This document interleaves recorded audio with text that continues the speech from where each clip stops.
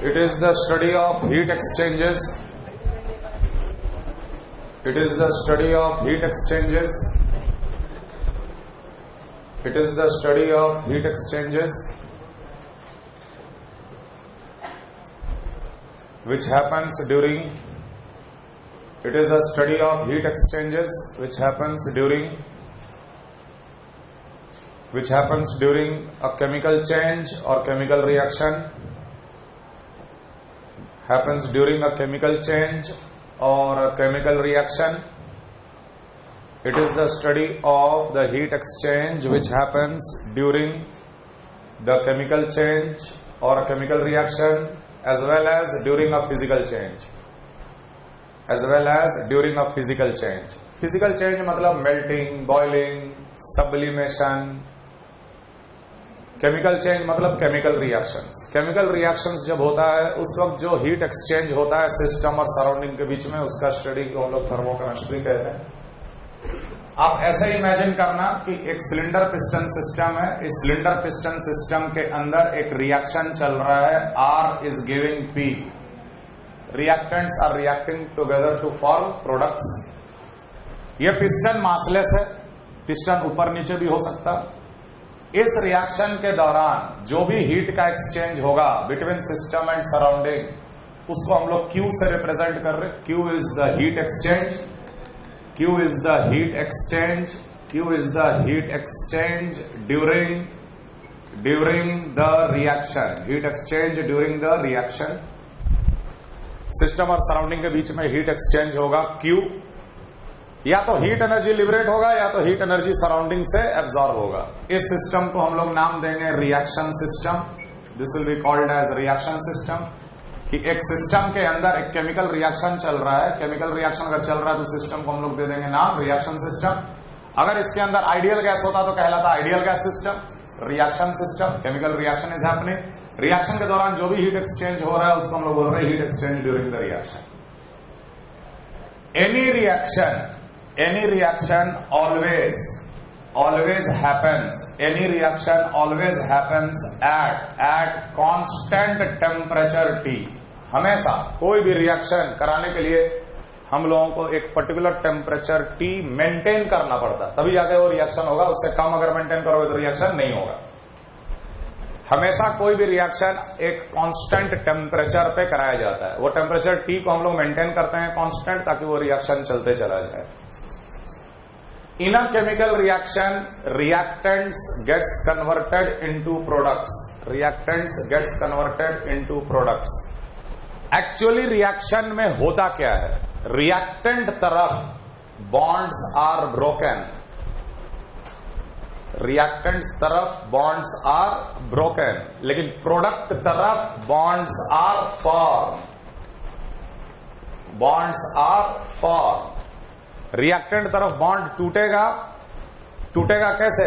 टूटने के बाद हमें मिलेगा एटम्स, और ये एटम्स ही रीअरेंज करके बन जाता है प्रोडक्ट.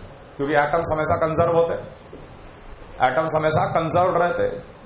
रिएक्टेंट्स के सारे बॉन्ड को तोड़ा जाएगा और हमें फ्री एटम्स मिल जाएगा. फ्री एटम्स फिर रिकंबाइन करता है, नया नया बॉन्ड बनाने लगता है, नया नया प्रोडक्ट बनने लगता है.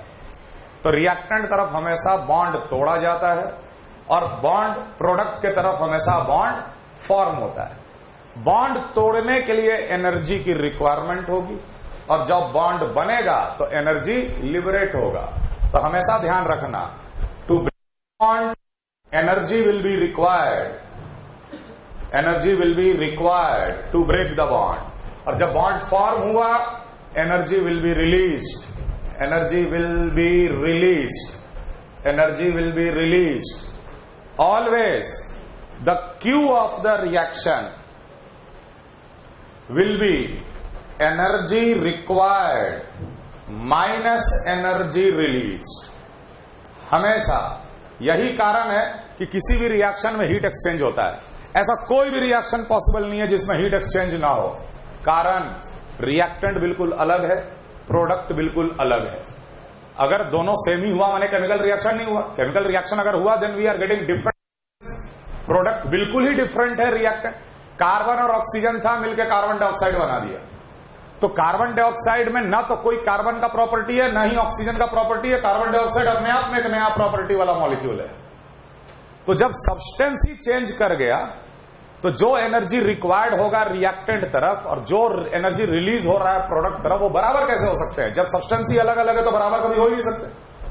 Energy required will be always different from energy release. ये अलग बात है, कोई भी बड़ा छोटा हो सकता है, लेकिन रिक्वायर्ड और रिलीज कभी बराबर नहीं हो सकते।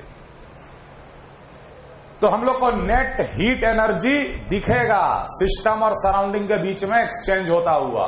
अगर एनर्जी रिक्वायर्ड ज्यादा है और एनर्जी रिलीज कम है तो नेट क्या होगा? रिक्वायर्ड 100 जूल रिक्वायर्ड है, 20 जूल रिलीज हुआ तो नेट कितना हुआ? 80 जूल रिक्वायर्ड। रिक्वायर्ड मतलब क्या? रिएक्शन सराउंडिंग से एब्जॉर्ब करेगा। वैसे रिएक्शन एंडोथर्मिक रिएक्शन कहलाते हैं। If energy required is greater than the energy released, then the reaction will be endothermic. Endothermic, और इस केस में क्यू का आएगा वो एनर्जी रिक्वायर्ड अगर बड़ा है एनर्जी रिलीज्ड से तो Q का वैल्यू पॉजिटिव आएगा और हीट का वैल्यू पॉजिटिव मतलब endothermic reaction. Net energy will be required, absorb, वो सराउंडिंग से एब्जॉर्ब कर लेगा। If energy required is less than energy release, it implies exothermic reaction. Q will be a negative quantity. मान लो 20 joule required है लेकिन 100 joule release कर गया तो नेट कितना रिलीज किया? 80 जूल रिलीज किया नेगेटिव क्वांटिटी। एक्सोथर्मिक रिएक्शन हम लोग नाम दे देते हैं। तो रिएक्शन दो प्रकार के होते हैं, endothermic reaction and exothermic reaction. जहां हीट एनर्जी एब्जॉर्ब होगा नेट एंडोथर्मिक, जहां हीट एनर्जी रिलीज होगा नेट वो एक्सोथर्मिक। क्यों हीट एक्सचेंज होता है? क्योंकि रिएक्टेंट तरफ बॉन्ड को तोड़ा जाता है और प्रोडक्ट तरफ बॉन्ड बनता है। बॉन्ड जो टूट रहा है वो बिल्कुल डिफरेंट है जो बॉन्ड बन रहा है उसके कंपैरिजन में, इसलिए नेट एनर्जी का एक्सचेंज होता है। या तो एब्जॉर्ब होगा या तो रिलीज होगा। एब्जॉर्ब हुआ तो एंडोथर्मिक, रिलीज हुआ तो एक्सोथर्मिक रिएक्शन। कॉपी करो यहां तक फटाफट। रिएक्शन दो तरीके से कराया जाता है। टेम्परेचर T तो कांस्टेंट है। पहला तरीका, ये पिस्टन को आप लॉक कर दिए मतलब पिस्टन ऊपर नीचे नहीं हो सकता, मतलब कि सिस्टम का वॉल्यूम क्या हो गया? कांस्टेंट। जब पिस्टन को लॉक कर दिया गया और रिएक्शन कराया गया तो जो भी हीट एक्सचेंज हुआ उसको हम लोग बोलेंगे QV, the heat exchange at constant volume. QV will be called as heat exchange at constant volume, या इसी को बोलते हैं हम लोग heat of reaction at constant volume, या इसी को हम लोग बोलेंगे enthalpy of reaction at constant volume. और इस QV को हम लोग delta U of the reaction या delta E of the reaction से रिप्रेजेंट करते हैं। अगर रिएक्शन कांस्टेंट टेम्परेचर और कांस्टेंट वॉल्यूम पे चल रहा है तब भी तो कुछ ना कुछ हीट एक्सचेंज होगा। वो हीट एक्सचेंज को हम लोग बोलेंगे it is the heat of the reaction at constant volume. Thermochemistry में हीट को ही एंथैल्पी बोला जाता है। What is enthalpy? Heat. Enthalpy is heat. Enthalpy of reaction at constant volume, heat exchange at constant volume, heat of reaction at constant volume. Delta U या delta E of the reaction से हम लोग denote करते हैं।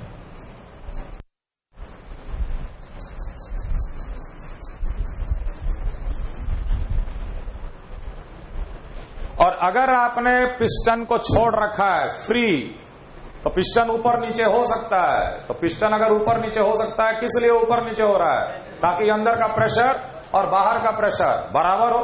बाहर का pressure हमेशा constant है। बाहर का प्रेशर कितना है? External pressure 1 atmosphere. अगर इस पिस्टन को लॉक नहीं किया जाए और एक्सटर्नल प्रेशर 1 एटमॉस्फेयर 1 एटमॉस्फेयर बाहर का प्रेशर है, तो ये पिस्टन ऊपर नीचे अपने आप होगा। क्यों? क्योंकि बाहर का प्रेशर और अंदर का प्रेशर को बराबर मेंटेन करना है। चूंकि बाहर का प्रेशर कांस्टेंट है तो अंदर का भी प्रेशर क्या होगा? कांस्टेंट। तो at constant temperature and constant pressure अगर रिएक्शन को कराया जा रहा है उस वक्त भी कुछ ना कुछ हीट एक्सचेंज होगा। उसको हम लोग बोलेंगे क्यूपी, उसको बोलेंगे heat exchange. Heat exchange at constant pressure, या बोलेंगे heat of reaction at constant pressure, या बोला जाएगा enthalpy of reaction at constant pressure, और उसको रिप्रेजेंट किया जाता है delta H of the reaction से। ध्यान रखना, एक पर्टिकुलर रिएक्शन के लिए हम लोग दो तरह का हीट डिफाइन करते हैं, eight constant volume and eight constant pressure. Delta H को बोलेंगे enthalpy of the reaction at constant pressure, delta U को बोलेंगे enthalpy of the reaction at constant volume. दोनों एंथैल्पी है, दोनों हीट है, लेकिन एक हीट कांस्टेंट वॉल्यूम कंडीशन पे है और एक हीट कांस्टेंट प्रेशर कंडीशन पे। रिएक्शन वही है। क्लियर है ये चीज?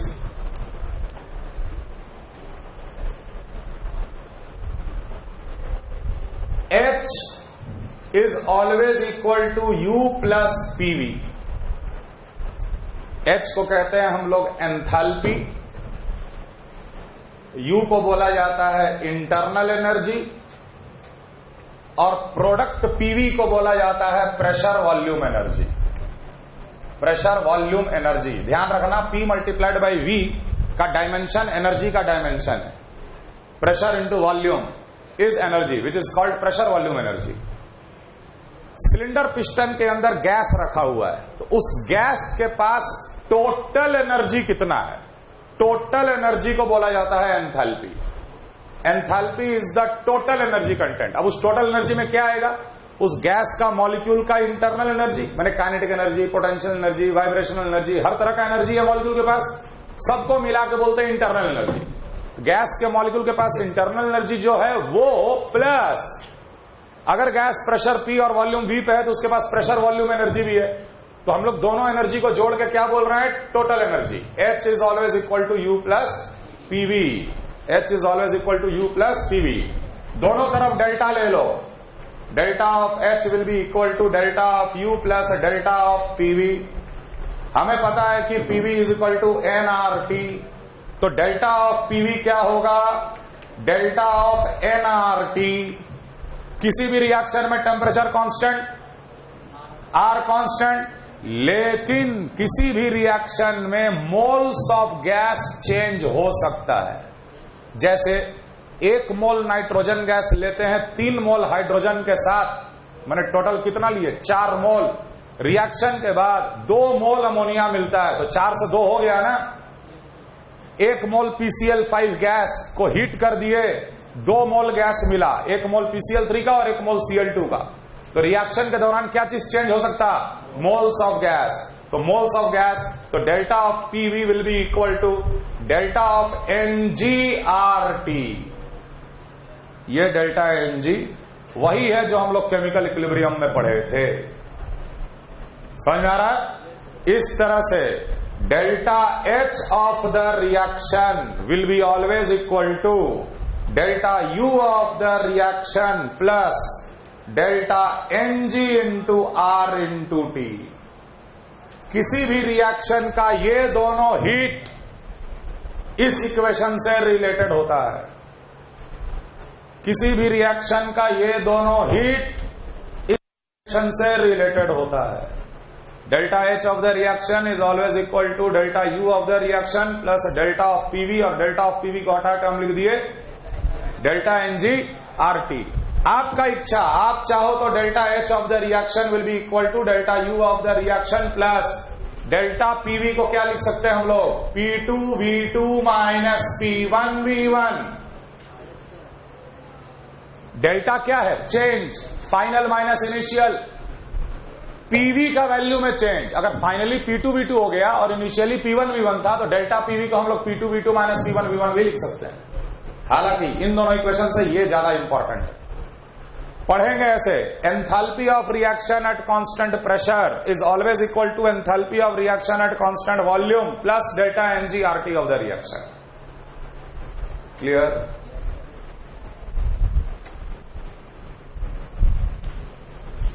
At constant pressure, delta of PV can be written as P into delta V.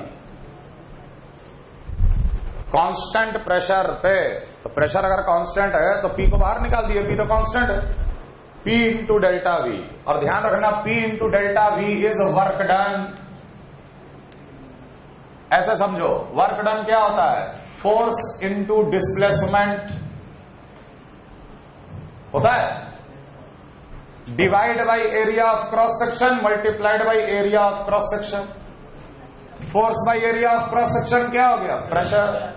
और area of cross section into delta x क्या कहलाएगा?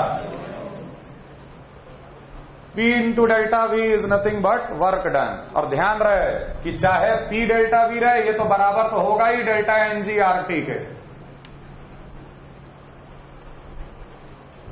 पीवी तो एनआरटी के बराबर है, तो डेल्टा पीवी तो हर हाल में डेल्टा एनजीआरटी है। अब पी डेल्टा वी लिखो या उधर कुछ भी लिखो, वो तो डेल्टा एनजीआरटी के बराबर है। तो इस इक्वेशन में डेल्टा एनजीआरटी क्या रिप्रेजेंट कर रहा है? Work done. Work done. जैसे जिंक सॉलिड को 2H2SO4 H2SO4 में डिसॉल्व कर दिए, ये बना जिंक सल्फेट और हाइड्रोजन गैस लिबरेट हुआ। कितना वर्क डन हुआ? कितना वर्क डन हुआ? डेल्टा एनजी निकाल, डेल्टा एनजी आएगा 1। ये सब सॉलिड लिक्विड है, गैस तो मात्र वही है, बैलेंस्ड रिएक्शन है, कोफिशिएंट कितना? 1। तो लिखेंगे 1 इंटू आर इंटू टी, जो भी दिया रहेगा बिठाएंगे, वर्क डन निकालेंगे। अब इस चीज को कैसे समझा जाए? समझो ऐसे कि ये सिलेंडर पिस्टन सिस्टम था, समझे? इसी के अंदर H2SO4 था, इसमें हम डाल दिए जिंक, तो जरूर हाइड्रोजन गैस निकला होगा और ये हाइड्रोजन गैस इस पिस्टन को ऊपर की ओर ठेला होगा। मतलब सराउंडिंग का प्रेशर अगेंस्ट पिस्टन को ऊपर भेजने में वर्क डन तो होगा ही होगा। कितना वर्क डन हुआ? Delta ngRT. तो delta H is always equal to delta U plus delta एनजीआरटी। Delta ngRT represent work done in a reaction system. समझ में आ रहा है? देखो, हो सकता है कि ये पी एक्सटर्नल जो है वो पिस्टन को नीचे लेके चला जाए। मान लो इसके अंदर एक रिएक्शन चल रहा हो, nitrogen plus 3 hydrogen giving 2NH3। पहले 4 मोल थे, अचानक 2 मोल हो गया, तो पिस्टन ऊपर जाएगा कि नीचे जाएगा? पिस्टन नीचे की ओर जाएगा। पिस्टन अगर नीचे की ओर गया तो कौन वर्क किया? सराउंडिंग वर्क किया। वर्क डन उतना ही है, डेल्टा एनजीआरटी है, तो कभी सिस्टम वर्क करता है और कभी सराउंडिंग वर्क करता है। बात समझ में आ रहा है? The work done in a chemical reaction system is always delta एनजीआरटी। Delta H is always equal to delta U plus delta N G R T. Clear? हाँ, डेल्टा, हाँ देखो, अगर हम ऊपर जाते हैं तो हमारा पोटेंशियल एनर्जी बढ़ता है, तो हम ग्रेविटी के अगेंस्ट में वर्क कर रहे हैं। जब नीचे आते हैं तो ग्रेविटी मेरे ऊपर वर्क कर रहा है। वर्क डन तो mgh ही है ना, बस प्लस और माइनस साइन कन्वेंशन है। तो अभी के लिए, जब फर्स्ट लॉ अभी तक नहीं पढ़े हो, आप सिर्फ मैग्नीट्यूड में काम करो, इस टॉपिक में साइन कन्वेंशन जरूरत नहीं है। डेल्टा एनजीआरटी क्या है? Work done. Either it can be by system और it can be on system, लेकिन वर्क डन उतना ही होगा डेल्टा एनजीआरटी। क्लियर है चीज? बोलिए। मोल के जगह ये मोल किसका था? गैस का। बस G stands for gas, change in the moles of gas. तो यार वो भी तो मोल ही था। 1 मोल नाइट्रोजन 3 मोल हाइड्रोजन के साथ रिएक्ट करके कितना मोल अमोनिया देगा? 2 मोल। तो डेल्टा एनजी कितना हुआ? -2। वो भी तो कोफिशिएंट भी तो मोल है। क्लियर?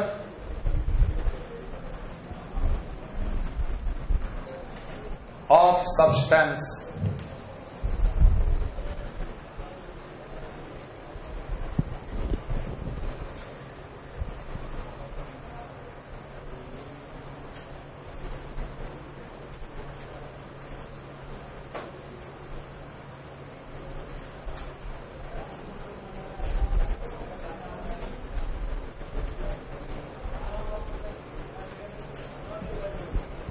क्या? Work done is equal to ये, हाँ,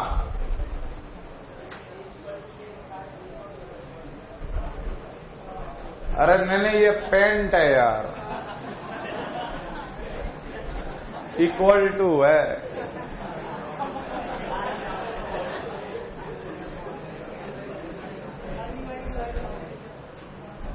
standard state of any substance, note करो।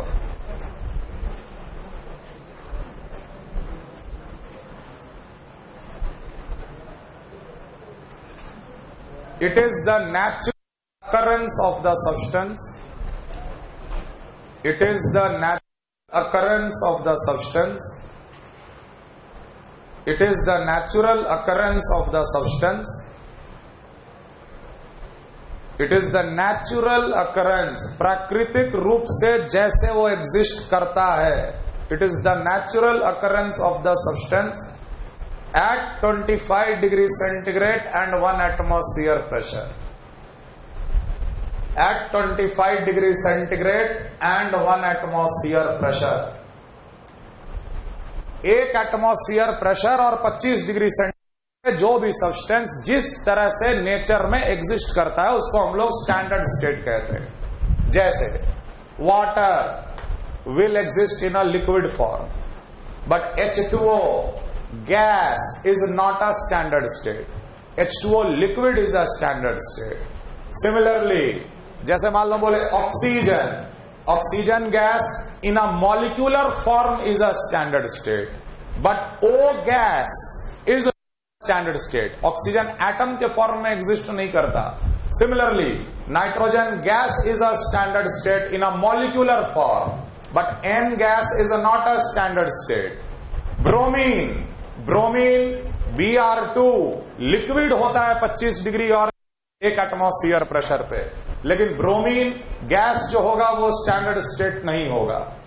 Carbon, graphite is the standard state, but carbon diamond is not the standard state, क्योंकि कार्बन डायमंड हाई टेम्परेचर और high pressure पे वो convert करता है। वो एक प्रोसेस के थ्रू बना है। नेचुरली अकरिंग शुरू में क्या था? कार्बन ग्रेफाइट था, वो बाद में डायमंड में कन्वर्ट हुआ है। तो कार्बन डायमंड में कन्वर्ट होने में बहुत सारे एनर्जी एक्सचेंज हो गए होंगे। समझ में आ रहा? Sulphur in a rhombic form is a standard state, but sulphur in a monoclinic form is not a standard state, क्योंकि मोनोक्लिनिक में ट्रांजिशन चलता है हाई टेम्परेचर हाई प्रेशर पर। समझ में आ रहा? तो जो भी चीज 25 डिग्री और 1 एटमॉस्फियर पे नेचुरल अकरेंस पे, उसे हम लोग कहेंगे standard state of the substance. Standard state of the substance. Clear है?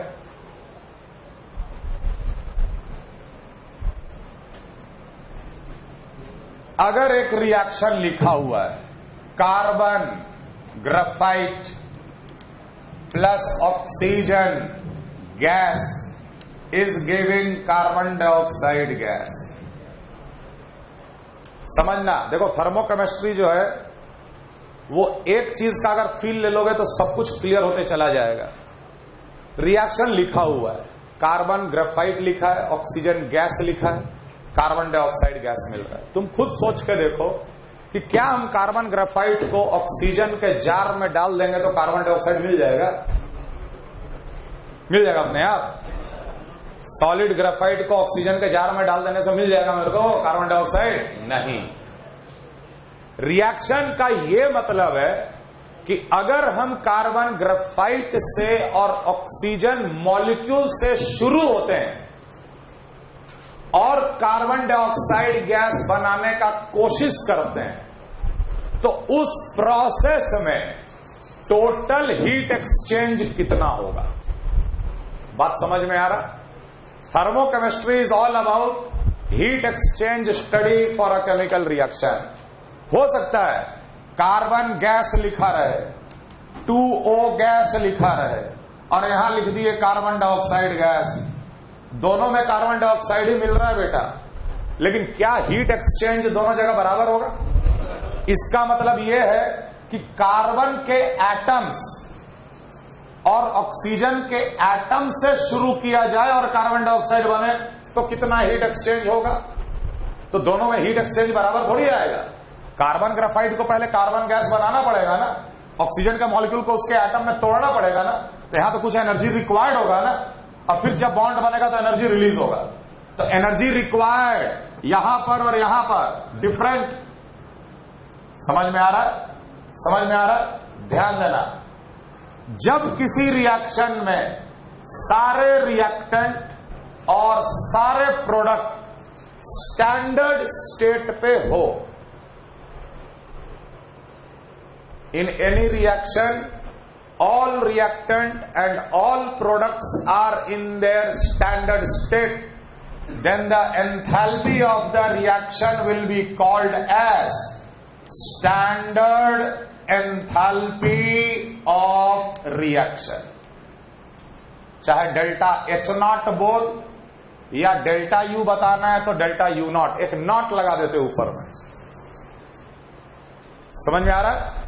और अगर कोई भी एक रिएक्टेंट या कोई भी एक प्रोडक्ट या सारे नॉन स्टैंडर्ड कंडीशन पे हो तो हम लोग सिर्फ उसे डेल्टा H से रिप्रेजेंट करते हैं। इसको हम लोग पढ़ेंगे enthalpy of reaction. And obviously delta H not और डेल्टा H दो अलग अलग क्वांटिटी है। अगर हम कार्बन ग्रेफाइट से शुरू होकर कार्बन डाइऑक्साइड तक जा रहे हैं और कार्बन एटम से कार्बन डाइऑक्साइड तक जा रहे हैं तो दोनों में बहुत फर्क है। दोनों में नेट हीट एक्सचेंज अलग अलग आएगा, ऑब्वियसली अलग अलग आएगा। यहां ज्यादा काम करना है आपको, यहां कम काम करना है। समझ में आ रहा बात? तो जब सारे रिएक्टेंट और सारे प्रोडक्ट जब स्टैंडर्ड स्टेट पे होते हैं तो स्टैंडर्ड एंथैल्पी ऑफ रिएक्शन बोलते हैं, और जब एक भी अगर रिएक्टेंट या प्रोडक्ट में से कोई भी अगर एक नॉन स्टैंडर्ड स्टेट पे रहा तो हम लोग सिर्फ एंथैल्पी ऑफ रिएक्शन बोलते हैं। कॉपी कर लो।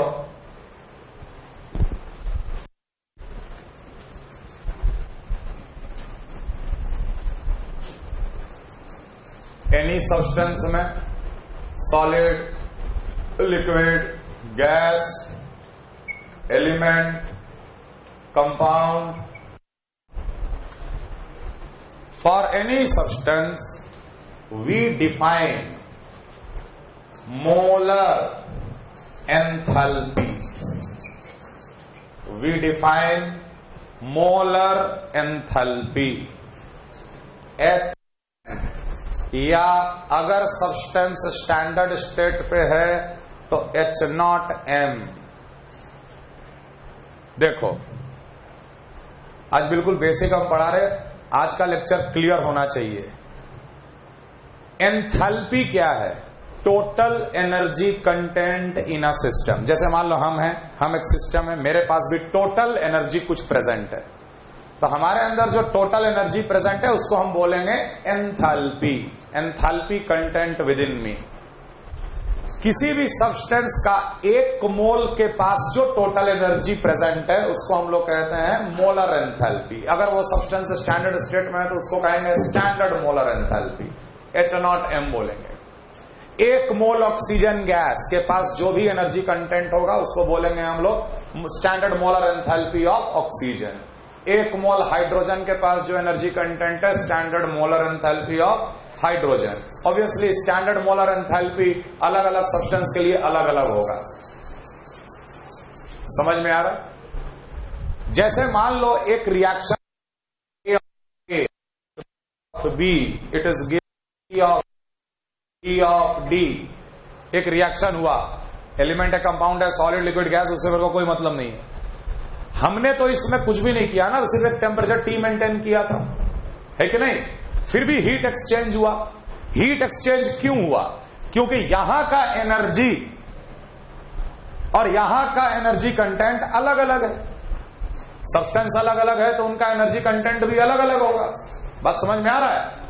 तो what is delta H? Basically delta H, चल हम नॉट लेके चल रहे, स्टैंडर्ड या नॉन स्टैंडर्ड, बात बराबर है। इक्वेशन वही आता है जब सारे सब्सटेंस स्टैंडर्ड स्टेट में, हम उसकी बात कर रहे हैं। Delta H naught of the reaction will be always H naught M of the product minus H naught M of the reactants.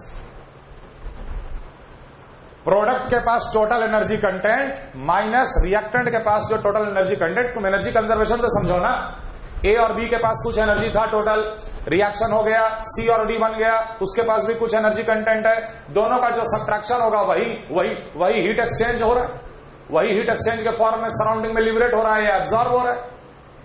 बात समझ में आ रहा है कि नहीं? H naught M of the product minus H naught M of the reactants. ये बात समझ में आ रहा है? लेकिन चक्कर क्या है कि H is U plus PV, ठीक है? हम लोग U को मेजर नहीं कर सकते, नॉन मेजरेबल। चलो गैस के ऊपर आते हैं। किसी भी गैस का हम लोग एग्जैक्ट वेलोसिटी बता सकते हैं? प्रोबेबिलिटी स्टैटिस्टिक लगा वेलोसिटी बताते हैं, RMS, मोस्ट प्रोबेबल, एवरेज। लेकिन किसी भी एक मॉलिक्यूल का एग्जैक्ट स्पीड बताना इम्पॉसिबल है। जब स्पीड बताना इम्पॉसिबल है तो फिर आप काइनेटिक एनर्जी कैसे बता दोगे एग्जैक्टली?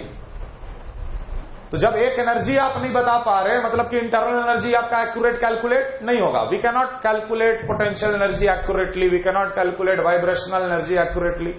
हम लोग इंटरनल एनर्जी को कैलकुलेट नहीं कर सकते। किसी भी चीज का इंटरनल एनर्जी को कैलकुलेट नहीं किया जा सकता। चेंज जरूर कैलकुलेट किया जा सकता है, लेकिन इंटरनल एनर्जी का वैल्यू कैलकुलेट नहीं किया जा सकता। तो ऑब्वियस सी बात है कि आप एच भी कैलकुलेट नहीं कर पाओगे। हम सिर्फ इमेजिन कर सकते हैं कि हर सब्सटेंस के पास टोटल एनर्जी है, लेकिन वो कितना है वो हमें पता नहीं। मेरे पास भी टोटल एनर्जी पर मोल है, लेकिन वो कितना है नहीं, non measurable, we can not measure it. लेकिन हम जरूर सोच सकते हैं एनर्जी के टर्म्स में कि energy of the product minus energy of the reactant is the net energy. ये बात समझ में आ रहा है? क्लियर है? ध्यान देना, delta H of the reaction A mole B mole के साथ रिएक्ट करके सी मोल और डी मोल दिया है कि नहीं है? बैलेंस्ड है ना? और ये क्या है? मोलर एंथैल्पी है, पर मोल। तो पर मोल को मल्टीप्लाई करना पड़ेगा। तो कितने मोल बने सी के? स्मॉल सी, तो C times H naught M of C plus D times H naught M of D minus A times H M of A minus B times H naught M of B. लिख सकते हैं total energy of the product minus total energy of the reactant. ऐसे ही लिखाएगा ना? लेकिन दिमाग में ये जरूर साथ लेके चलना कि हम भले एच एम लिख रहे हैं, लेकिन एच एम का वैल्यू हमें पता नहीं है। एक चीज और समझो अच्छे से, हम लोग लैब में किसी भी रिएक्शन का एंथैल्पी एक्यूरेटली कैलकुलेट कर सकते हैं। एक apparatus होता है जिसको हम लोग बोलते हैं बॉम्ब कैलोरीमीटर। एक कैलोरीमीटर है, कांस्टेंट वॉल्यूम कैलोरीमीटर है। उसके अंदर रिएक्शन करा दो, टेम्परेचर का चेंज नोट कर लो और heat capacity into temperature change दे देगा heat. Simple MC theta formula लगा के हम लोग हीट एक्सचेंज निकाल लेंगे आराम से। कैलोरीमीटर में कितना टेम्परेचर चेंज आया वो नोट कर लो, heat capacity into the temperature change आपको हीट एनर्जी दे देगा। हर रिएक्शन का लैब में हम लोग delta H delta U calculate कर सकते हैं। हमारा टारगेट ये है कि पेन पेपर पे कैसे कैलकुलेट किया जाए, वही थियरी डेवलप कर रहे धीरे धीरे। हम कोई भी रिएक्शन दे दे और डेटा दे दे तो हम पेन पेपर पे भी एकदम exactly delta H of the reaction बता देंगे, जो कि लैब करने से हम लोग लैब में हम लोग बताते थे। That is the main use of thermochemistry. We can predict the exact delta H delta U of the reaction on pen and paper. Theory का शुरुआत यहां से, energy of the product minus energy of the reactant, that is the delta H. अब energy of the product भी नहीं पता, energy of the reactant भी नहीं पता, लेकिन इक्वेशन तो ऐसे ही लिखेंगे, कोफिशिएंट मल्टीप्लाई करके। ये इक्वेशन लिखने में इंपॉर्टेंस क्या है? कोफिशिएंट को मैंने मल्टीप्लाई किया है। यहां तक क्लियर है? ठीक है। अब हम क्या करेंगे थोड़ी देर के बाद कि इस नॉन मेजरेबल क्वांटिटी को एक मेजरेबल क्वांटिटी के बराबर प्रूफ कर देंगे। उसके बाद हम लोग आराम से निकाल देंगे। कोई भी रिएक्शन दे दो उसका डेल्टा एच हम बता सकते हैं। इस नॉन मेजरेबल क्वांटिटी को किसमें कन्वर्ट कर देंगे? मेजरेबल क्वांटिटी में। क्लियर? अभी तक के लिए ये इक्वेशन ध्यान में रखना। Standard molar enthalpy, it is the enthalpy of the product minus enthalpy of the reactant. Clear? ठीक है। अब कौन सा मेजरेबल क्वांटिटी से बराबर करेंगे और कैसे करेंगे ये देखो। आगे हेडिंग लिखो, स्टैंडर्ड एंथैल्पी ऑफ फॉर्मेशन। इसको रिप्रेजेंट करते हैं हम लोग delta H F naught. Standard enthalpy of formation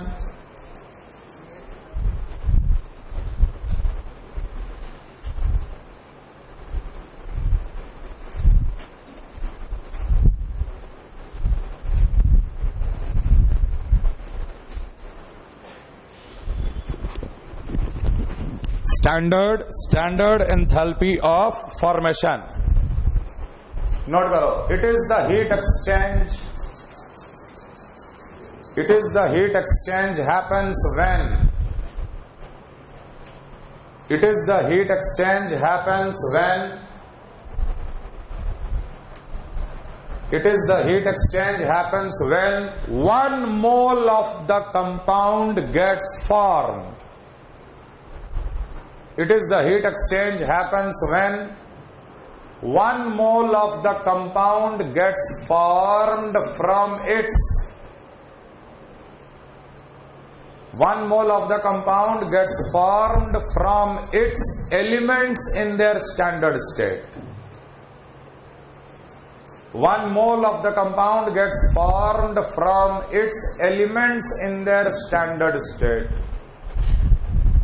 not लगा दिए बेटा, माने सारे रिएक्टेंट और सारे प्रोडक्ट क्या होने चाहिए? स्टैंडर्ड स्टेट में।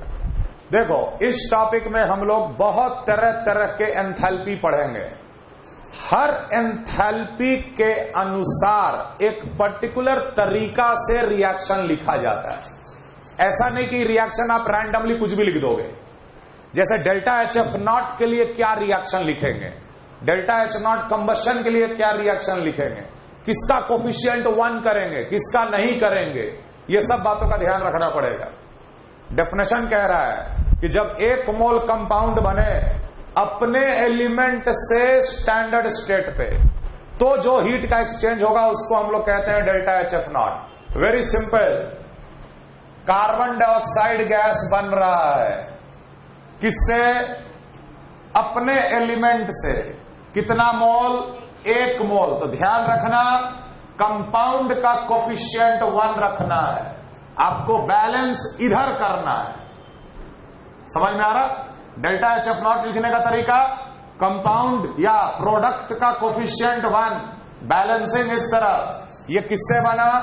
कार्बन ग्रेफाइट से बना और ऑक्सीजन गैस से बना इन अ मॉलिक्यूलर फॉर्म। बैलेंस हो गया? समझ में आ रहा? जैसे तो इस रिएक्शन का डेल्टा एच नॉट को बोला जाएगा delta H F naught of CO2। इस रिएक्शन का डेल्टा एच को बोला जाएगा delta H F naught of CO2। हम लोग नाम दे दिए अब डेल्टा एच को। जैसे मान लो CH3CN,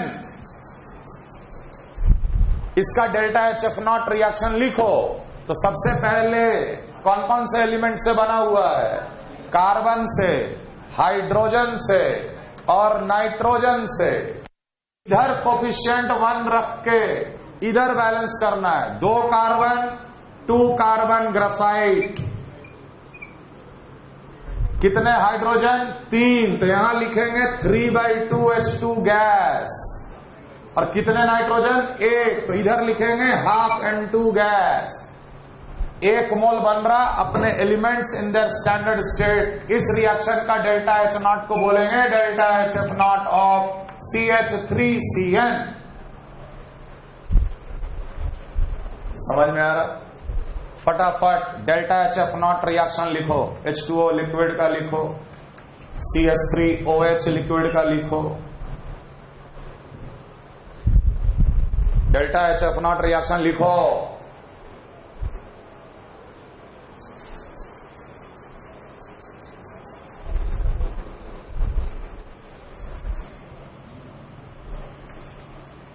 CH3OCH3 गैस का लिखो डेल्टा HF नॉट रिएक्शन।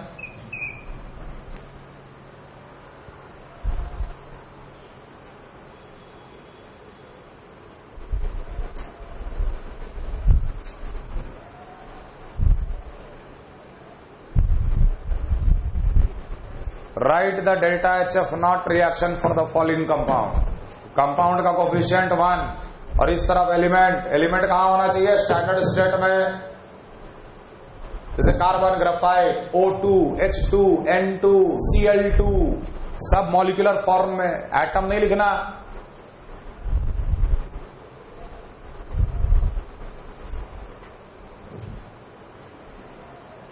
क्या लिखेंगे यहां पर इसके लिए? H2 gas, half O2 gas is giving H2O liquid। इसका डेल्टा H नॉट को बोलेंगे delta HF naught of water liquid. CH3OH 1 carbon solid, graphite 2 hydrogen gas और हाफ O2 गैस। इसके लिए लिखेंगे 2 carbon solid, graphite 3 hydrogen gas, half O2 gas. Clear है ना? Clear है ना? इस रिएक्शन से क्या समझ रहे हो और इस डेल्टा H से क्या समझ रहे हो?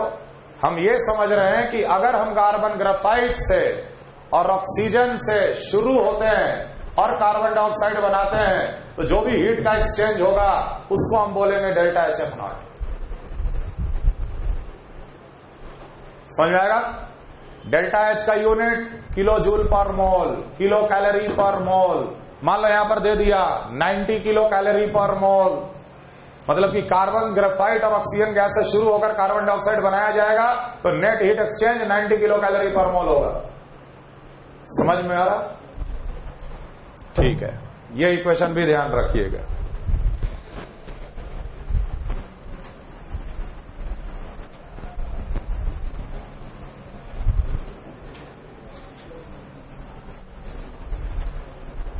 अब ध्यान दो, आज ही का लेक्चर इंपॉर्टेंट है, ध्यान दो। रैंडमली मैंने कोई एक रिएक्शन चुन लिया, जैसे SO2 रिएक्ट कर रहा है हाफ O2 से और दे रहा है SO3 गैस। मेरा टारगेट है इसका डेल्टा H नॉट निकालना। ठीक है? इसके डेल्टा H नॉट को हम जरूर लिख सकते हैं H naught M of SO3 minus H naught M of SO2 minus half. ये थियरी से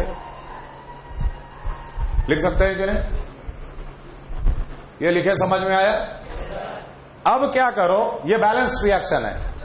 अब क्या करो कि इस रिएक्शन में हैं एलिमेंट नहीं, जितने कंपाउंड हैं उनका डेल्टा HF नॉट रिएक्शन लिखो। जैसे SO2 तो SO2 बनना चाहिए अपने एलिमेंट से, तो हम लिखेंगे S प्लस O2 SO2। तो इसका डेल्टा H नॉट को क्या बोलेंगे? Delta HF naught of SO2। लेकिन हर डेल्टा HF भी तो डेल्टा H ही है अपने आप में, तो इसको हम लिख सकते H naught M of SO2 minus H naught M of SO2।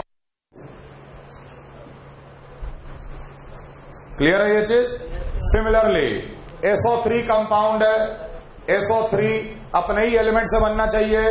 S plus 3/2 O2 will give SO3। इस रिएक्शन का डेल्टा एच नॉट को बोलेंगे delta H F naught of SO3 which will be equal to H naught M of SO3 minus H naught M of sulfur minus 3/2 H naught M of O2. Reaction compound थे, उन compound को मैंने delta H F not reaction लिखा और basic theory basic equation लगा दिया। अब ये का मुझे चाहिए था डेल्टा एच नॉट, निकालो इसका वैल्यू कितना, कहां से निकलेगा, इस इक्वेशन से निकलेगा। तब हम सीधे इस रिएक्शन में आ रहे कि इस रिएक्शन का delta H naught will be equal to H naught M of SO3, निकाले यहां से H naught M of SO3, ये पूरा का पूरा इस तरफ चला जाएगा, ये बन जाएगा delta H F naught of SO3 plus H naught M of sulphur plus 3/2 H naught M of O2। ये निकाले ना इस इक्वेशन से, और ये बिठा दिए यहां पर minus H naught M of SO2, यहां से निकालो, इसको इस तरफ भेजो, तो minus delta H F naught of SO2 minus of S minus H naught M of O2 लिखे। और ये जो था जैसे था वैसे ही लिख दो, minus of half H naught M of O2। क्या ऑब्जर्व, तुम ये ऑब्जर्व करोगे कि इस इक्वेशन में सारे एलिमेंट कट जाएंगे, और ऐसा हमेशा होता है। तुम कोई भी बैलेंस्ड रिएक्शन लिख लो जनरल, उसके कंपाउंड का delta H F not reaction लिख लो, और जो काम हम कर रहे हैं वो काम कर लो, एलिमेंट्स के इंडिपेंडेंट हो जाएगा आपका इक्वेशन। जैसे सल्फर कट गया, हाफ और 1 माइनस 3/2 प्लस 3/2, ये भी कट गया, ये बचेगा delta H F naught of SO3 minus delta H F naught of SO2। देख, HM कैलकुलेट करना इम्पॉसिबल था, लेकिन डेल्टा H कैलकुलेट करना हमेशा पॉसिबल है।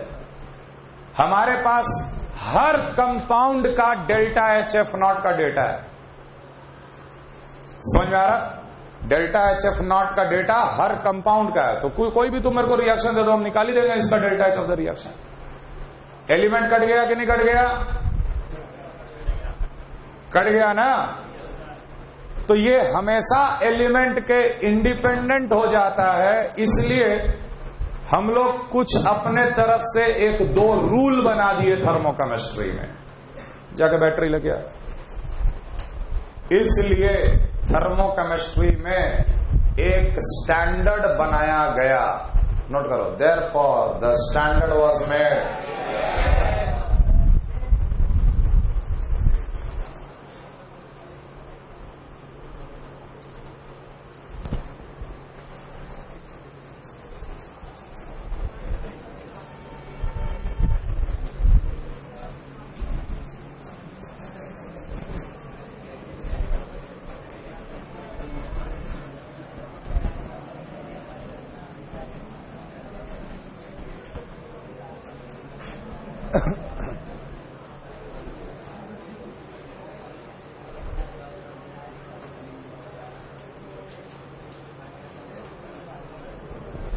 कर लिए copy?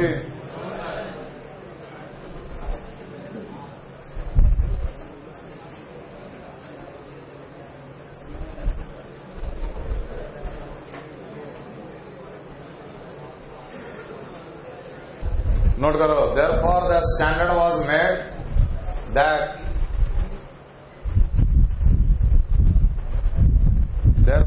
a standard was made that standard molar enthalpy of any element,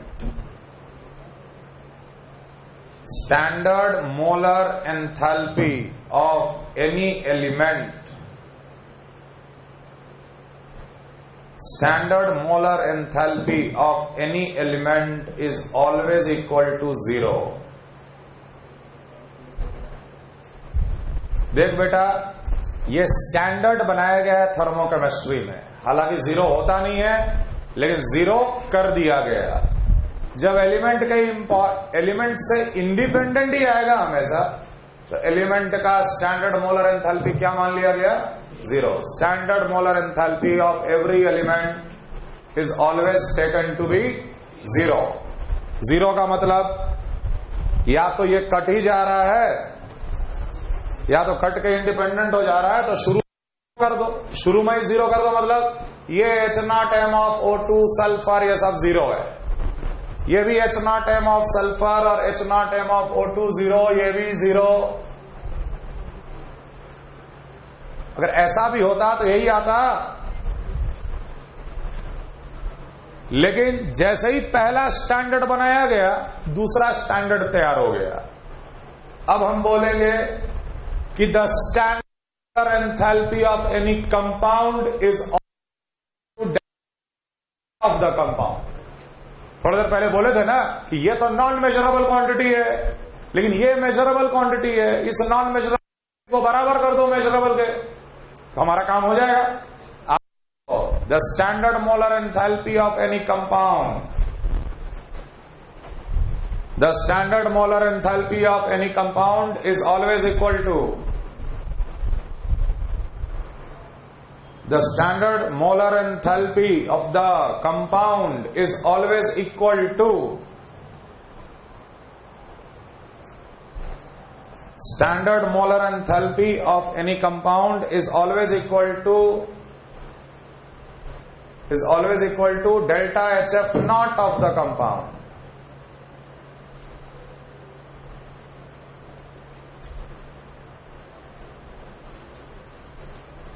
मतलब in general H0M is equal delta HF not. ठीक है, अब आया तीसरा स्टैंडर्ड। अगर ये इक्वेशन हम एलिमेंट के लिए लिख दें, H0M of element will be equal to delta HF naught of the element. चूंकि ये 0 होता है, तो delta HF naught of any element in their standard state is always equal to 0. The standard enthalpy of formation of any element in their standard state is always equal to 0. किसी भी element का delta HF not standard state पे 0 होता है। क्या रट के आए हैं कि रिपीट कर रहे हो? एक बार बोल दिया फिर दोबारा बोलने के लिए बोलो क्या लिखा है अब तक? अबे ये लिखा रहे हैं हम, अंग्रेजी में बोल, अंग्रेजी में क्या लिखा है?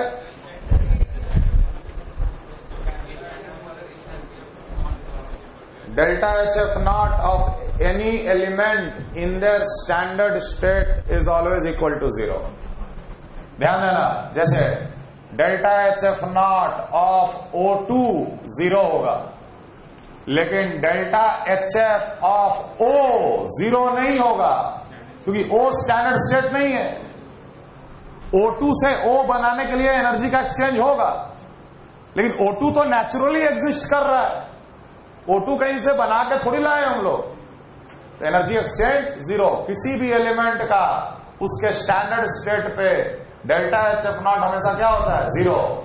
Delta HF naught of carbon graphite 0, लेकिन carbon diamond not equal to 0। Bromine liquid का डेल्टा HF नॉट 0, लेकिन ब्रोमीन गैस का डेल्टा HF नॉट 0 नहीं है। क्लियर है? क्लियर? तो चूंकि H0M डेल्टा HF नॉट के बराबर हो गया, तो अब हमारे पास कोई भी रिएक्शन आ जाए A of A plus B of B giving C of C, D of D. इसका delta H naught of the reaction will be always equal to delta HF naught of the product minus delta HF naught of the reactants. मतलब कि C times delta HF naught of C। देख पहले लिख रहे थे H naught M of C, अब H naught M जब हो गया डेल्टा HF नॉट के बराबर तो C into delta HF naught of C plus D into delta HF naught of D minus A into delta HF naught of A minus B into delta HF naught of B।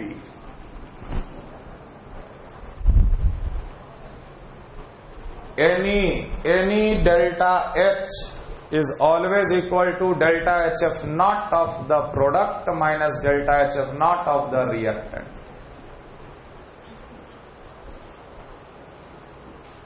और हर compound का delta HF not हमारे पास available होता है, इसलिए कोई भी general reaction हमको दे दिया जाए तो उस रिएक्शन का डेल्टा H हम लोग पेन पेपर पर निकाल देंगे, और वही चीज एक्सपेरिमेंटली लैब में भी आएगा। थर्मोकेमिस्ट्री का सबसे इंपॉर्टेंट और सबसे छोटा equation, delta H of the reaction is delta HF naught of the product minus delta HF naught of the reactant. Coefficient multiply करना मत भूलना। बाई चांस रिएक्शन में आपको दिखा कि अरे ये D तो एलिमेंट है, D एलिमेंट है तो ये वाला 0 हो जाएगा, ये हट जाएगा इतना, बाकी चीज बच जाएगा। क्लियर? क्लियर है यहां तक?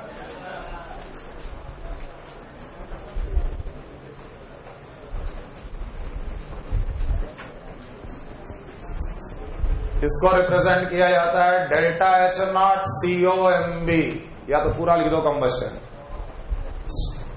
H not combustion, standard enthalpy of combustion.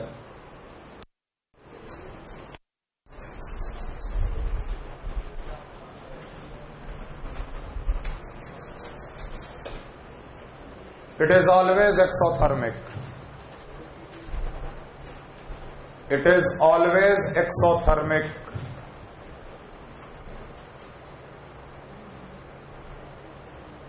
किसी भी चीज को बर्न करो तो हमेशा एनर्जी लिबरेट होता है। It is always exothermic. Delta H not combustion हमेशा एक नेगेटिव क्वांटिटी होगा। सवाल में नेगेटिव लगा के नहीं दिया तो अपने तरफ से नेगेटिव लगा देना। थर्मोकेमिस्ट्री के सवाल में हमेशा साइन के साथ काम किया जाएगा। Calculation always along with the sign. Exothermic में डेल्टा H नेगेटिव, एंडोथर्मिक में डेल्टा H पॉजिटिव। थर्मोकेमिस्ट्री में -10 बड़ा है कि -20? -20 बड़ा है। क्यों? कौन बड़ा है रे? -10 की -20? -20 बड़ा पक्का? -20 ही बड़ा है। यहां प्लस और माइनस साइन कन्वेंशन है। माइनस माने रिलीज, प्लस माने एब्जॉर्ब। -10 का मतलब 10 जूल रिलीज हुआ, -20 का मतलब 20 जूल रिलीज हुआ। ज्यादा कहां रिलीज हुआ? -20 में। नोट करो, it is the heat energy released when 1 mole of any substance. It is the heat energy released when 1 mole of any substance. It is the heat energy released when 1 mole of any substance gets burned completely in oxygen. Gets burned completely in oxygen. It is the heat energy released when 1 mole of any substance gets completely burnt in oxygen. Gets completely burnt in oxygen. अब ध्यान रखना, तो मोल substance को burn करना है तो substance का coefficient 1 रखना है। और बाकियों को बैलेंस करना है। जनरली जो सब्सटेंस आपके सामने आएगा होगा, कार्बन है और हाइड्रोजन है, कार्बन जाएगा कार्बन डाइऑक्साइड में, हाइड्रोजन जाएगा हाइड्रोजन। समझ में आ रहा? अगर ऑर्गेनिक कंपाउंड में कोई दूसरा एलिमेंट सल्फर या नाइट्रोजन, तो सवाल में जरूर दिया रहेगा कि 2 में गया कि SO3 में गया, नाइट्रोजन कहां गया, ये दिया हुआ रहेगा सवाल में। जनरली कार्बन, हाइड्रोजन और ऑक्सीजन कंटेनिंग जो कंपाउंड होते हैं उसको बर्न किया जाता है। जैसे for very simple, C2H6 ethane को कंप्लीटली बर्न किए ऑक्सीजन में, ये क्या देगा, कार्बन डाइऑक्साइड गैस देगा और H2O लिक्विड जरूर लिखना कि हम लोग स्टैंडर्ड में बात कर रहे हैं। Carbon dioxide gas and liquid water, H2O liquid. अगर सवाल में दिया है कि हमने इसको बर्न किया कार्बन मोनोक्साइड में, तब कार्बन मोनोक्साइड लिखना है। सवाल में दिया कि इसको बर्न किया गया वाटर वेपर, तब वाटर वेपर लिखा। सवाल में कुछ नहीं दिया हुआ है, always carbon dioxide gas and liquid water. अब बैलेंस करने का तरीका, जिसको बर्न कर रहे हो उसका कोफिशिएंट 1, बाकियों को बैलेंस करो। ये होगा डेल्टा H0 कंबस्शन लिखने का। पहले कार्बन को 2 कार्बन 2 कार्बन, 6 हाइड्रोजन 6 हाइड्रोजन। अब ऑक्सीजन 2 और 2 4 और 3 7, यहां लिखेंगे 7/2। ये रिएक्शन का डेल्टा H0 को कहेंगे डेल्टा H0 कंबस्शन। किसका? Of C2H6। इस रिएक्शन में जो भी हीट एनर्जी रिलीज होगा उसको हम लोग बोलेंगे डेल्टा H0 कंबस्शन। समझ में आ रहा है? क्लियर है? कोई भी डेल्टा H को इस फॉर्म में लिखा जा सकता है, ये मत भूलना। मान लो डेल्टा H0 कंबस्शन पता है, ये मान लो वैल्यू पता है, ठीक है, तो इसको भी आप आगे ऐसे लिख सकते हो, 2 times delta HF0 of CO2 plus 3 times delta HF0 of liquid water minus delta HF0 of C2H6। Element है 0। किसी भी डेल्टा H को delta HF0 of product minus delta HF0 of reactant लिखा जा सकता है। एक इक्वेशन हम तैयार कर दिए आपके लिए। समझ में आ रहा? क्लियर? फटाफट डेल्टा HF0 रिएक्शन लिखो। CH3O CH3 CH3OH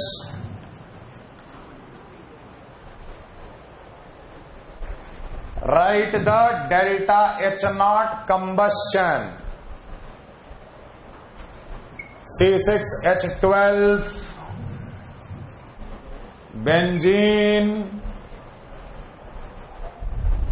Write the delta H0 combustion reaction of the following.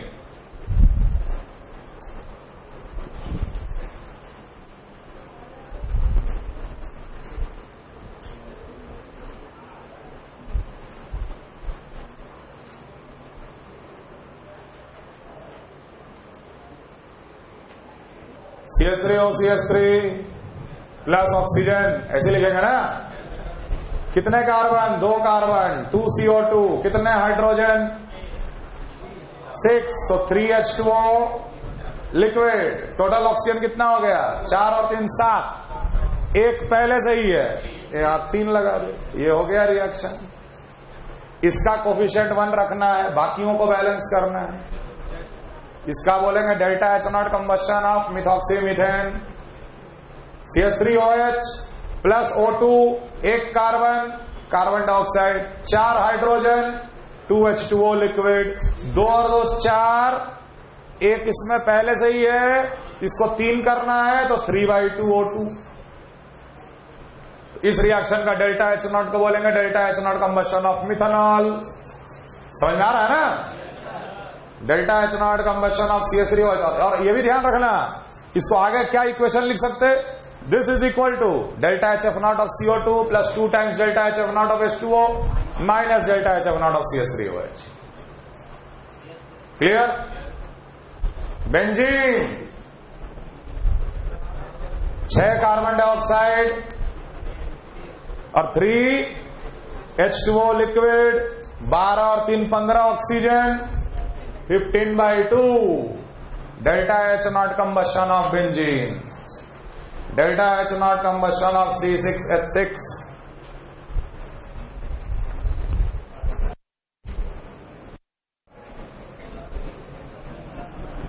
दो इंपॉर्टेंट बात ध्यान देना सब लोग। Carbon graphite plus oxygen gas, carbon dioxide gas, delta H naught of the reaction. अब देखो ये जो रिएक्शन है वो दोनों तरह के एंथैल्पी जो अब तक हम लोग पढ़े उसका डेफिनेशन को सेटिस्फाई कर रहा है। डेफिनेशन ऑफ CO2 का 1 मोल बन रहा from the element in the standard state, तो इस रिएक्शन का डेल्टा एच नॉट को हम लोग delta H F not CO2 का। और साथ ही साथ इसमें हमको एक और चीज क्लियर दिख रहा है कि 1 मोल कार्बन का कंप्लीट बर्निंग ऑक्सीजन में, तो दोनों डेफिनेशन सेटिस्फाई किया ना। जब दोनों डेफिनेशन सेटिस्फाई किया तो हम लोग बोल सकते हैं this is also equal to delta H naught combustion of carbon graphite. तो ध्यान रखना delta H F naught of CO2 और delta H naught combustion of carbon graphite दोनों का वैल्यू सेम होता है। दूसरा reaction H2 gas plus half O2 gas is forming H2O liquid. Delta H naught reaction when 1 mole of the compound is getting formed from the elements in their standard state। तो ये तो delta H F not को भी satisfy किया, तो ये बोलेंगे delta H F naught of H2O liquid. और साथ ही साथ मेरे को ये भी दिख रहा है कि 1 मोल हाइड्रोजन का कंप्लीट बर्निंग, हाइड्रोजन का भी तो है। अरे समझ में आ रहा क्या लिख रहा हूं यहां पर? यहां पे क्या लग रहा कि एक करने में जो हीट एनर्जी लिबरेट होगा है? इसे हम लोग delta H not combustion of hydrogen gas भी कह सकते हैं। चूंकि कंबस्शन होता है एक्सोथर्मिक, तो का फॉर्मेशन और कार्बन डाइऑक्साइड का फॉर्मेशन दोनों होते हैं। क्लियर? इतने के ऊपर न्यूमेरिकल्स हम लोग अगले क्लास में करेंगे।